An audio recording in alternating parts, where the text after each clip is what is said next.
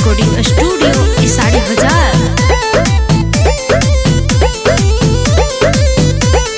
झूठो बनवले बड़ो स्वभावका चल दिन तो जियल हो जाई काल।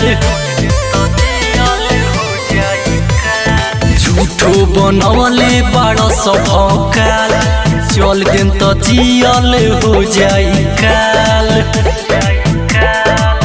अरिल पर पिस्तौल देखा के नकली हमारे चलल बाटे हमारे चली कौनो नसार से माहौल बदली। हमारे चलल बाटे हमारे चली कौनो नाहित से माहौल बदली।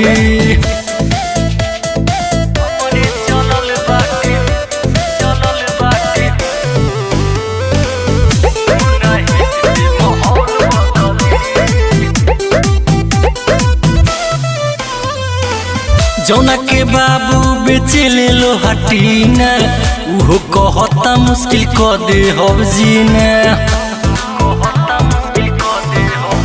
रंगदारी न होला देखावला से फिगर टिगर दबावे के चाहिए जिगर। अब निकालही के परे लागे गने असली हमारे चलल बाटे हमारे चली आ कौनो नसार से माहौल बदली।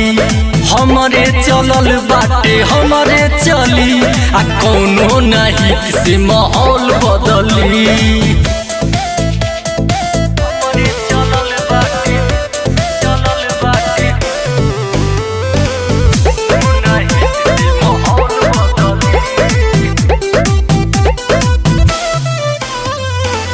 गांजा सिगरेट पिएला सब पुरभुकुर एकनी से डरेला न गलियों के कुकुर।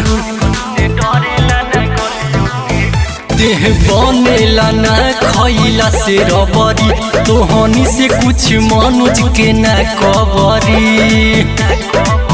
शेर जागे गइल बाटे अब जंगली हमारे चलल बाटे हमारे चली आ कौनो नसार से माहौल बदली।